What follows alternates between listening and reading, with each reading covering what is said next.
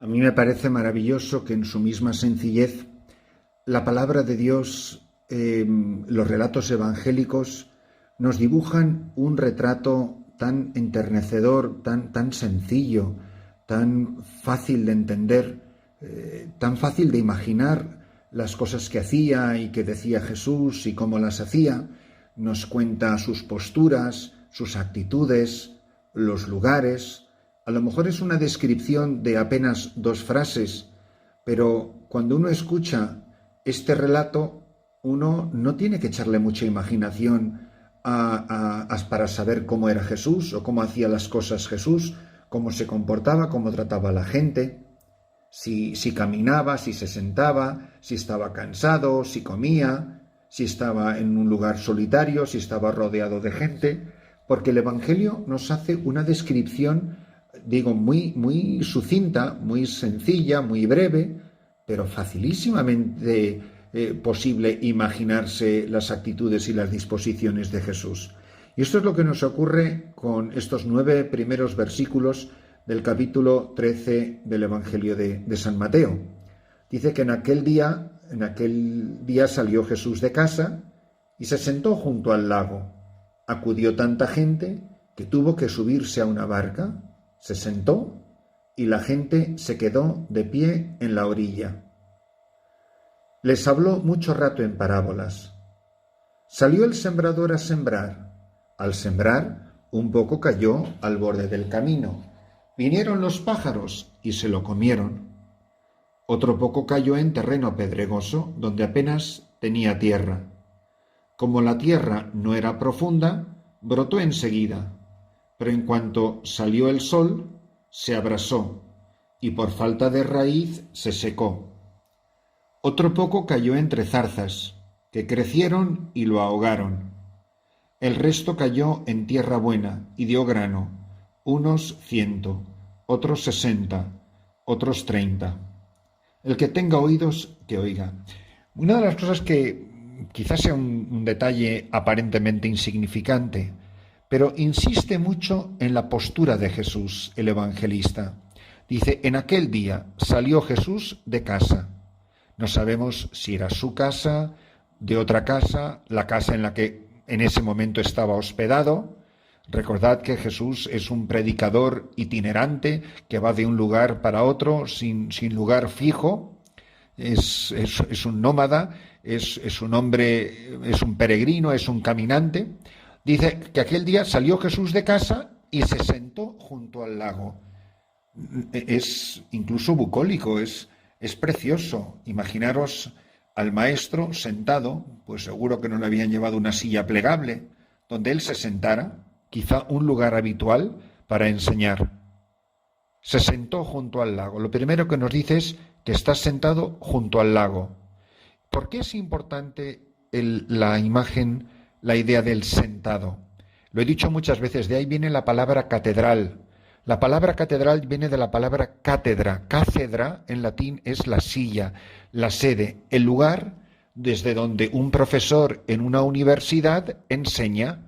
Es la silla desde el que este profesor enseña. Quizá muchos de vosotros no lo sepáis, pero en todas las catedrales del mundo hay una cátedra, hay una sede. En esa silla, en esa sede, no se puede sentar ningún sacerdote, excepto el obispo de la diócesis, porque es desde donde él enseña con autoridad. Es el lugar desde donde él, con la autoridad dada por Cristo a los apóstoles, como sucesor de los apóstoles, ejerce el munus docendi, es el envío, la misión de enseñar con autoridad en nombre de Cristo y en nombre de la Iglesia al pueblo de Dios. Punto y seguido.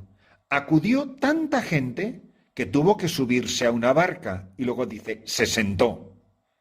¿Por qué esa insistencia en la postura de Jesús? En una sola frase, 2 lugares, la orilla del lago y la barca, donde Jesús se sienta.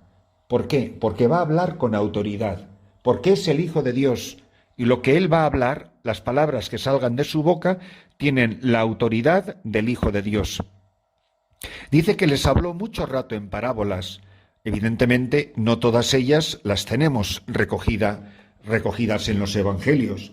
Es congruente pensar que Jesús probablemente enseñó muchísimas cosas que no están recogidos en los santos evangelios y de los que no tenemos rastro alguno.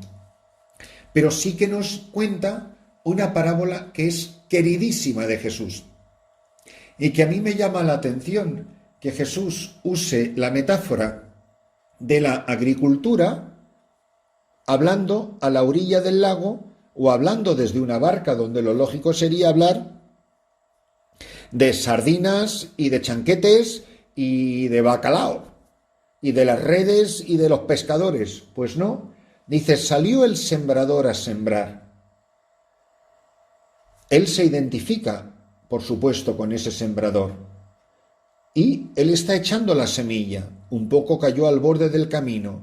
Vinieron los pájaros y se lo comieron. Otro poco cayó en terreno pedregoso, donde apenas tenía tierra. Como la tierra no era profunda, brotó enseguida, pero en cuanto salió el sol, se abrasó, y por falta de raíz se secó. Otro poco cayó entre zarzas, que crecieron y lo ahogaron. El resto cayó en tierra buena, y dio grano, unos 100, otros 60, otros 30. El que tenga oídos, que oiga.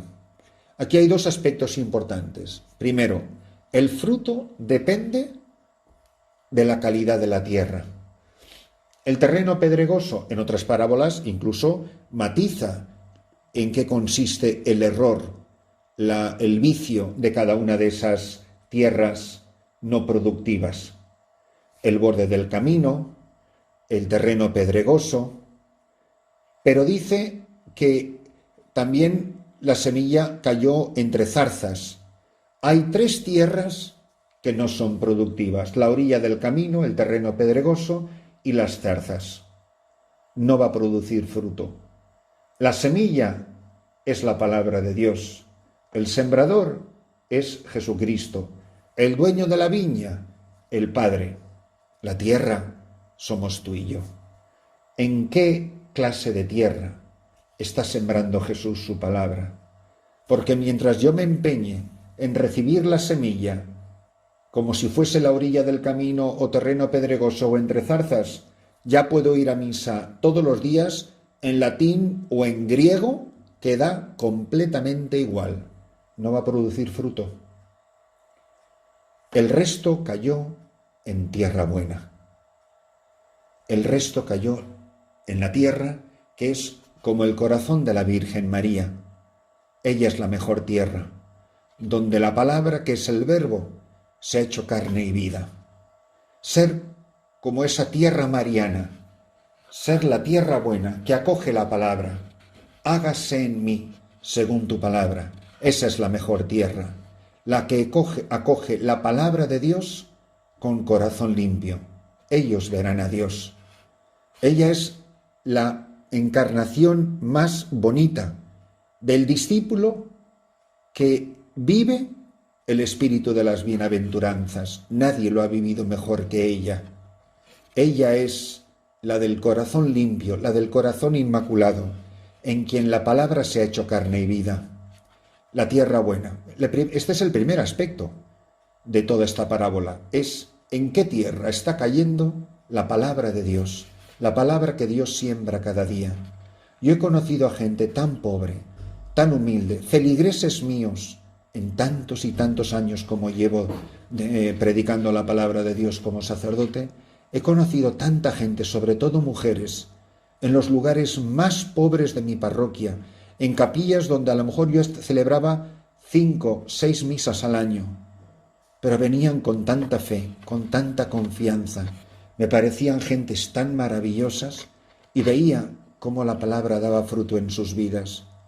Y conozco mucha gente muy refinada, muy fisfilis y muy empicotada y muy emperifollada, con sus misas de cada día, con sus iglesias de aire acondicionado, pero chico, muchas veces no ves mucho cambio. Y ves a gente humilde en esas capillas destartaladas de los pueblos de nuestros países pobres y dices, Dios mío, esta gente a mí me va a llevar 100.000 kilómetros de delantera en el camino del reino de los cielos. El resto cayó en tierra buena, como la Virgen. ¿Y cuál es el segundo aspecto al que os llamo la atención? Que no toda tierra buena produce la misma cantidad de fruto. El resto cayó en tierra buena y dio grano, unos 100, otros 60, otros 30. No todos los santos han sido llamados a dar la misma cantidad de fruto. Y todos son santos, pero la cantidad, hay santos que han dado como el 100 por uno, hay santos que han dado como el 60 y otros como el 30, y todos eran tierra buena. En todos ha producido fruto la semilla que se sembró, que es la palabra. Pero no todos estamos llamados a dar el mismo fruto. Y a lo mejor hay gente santísima que está llamada a dar el 30, pero esa es su misión y la cumplió maravillosamente y no pasa nada. Y es un gran santo o una gran santa de la Iglesia. Yo os invito a mirar al corazón de la Virgen, al corazón inmaculado de María. La tierra buena, la mujer de limpio corazón, que dijo hágase, y la palabra se hizo carne, se hizo vida, se hizo semilla de vida eterna. Hágase en mí.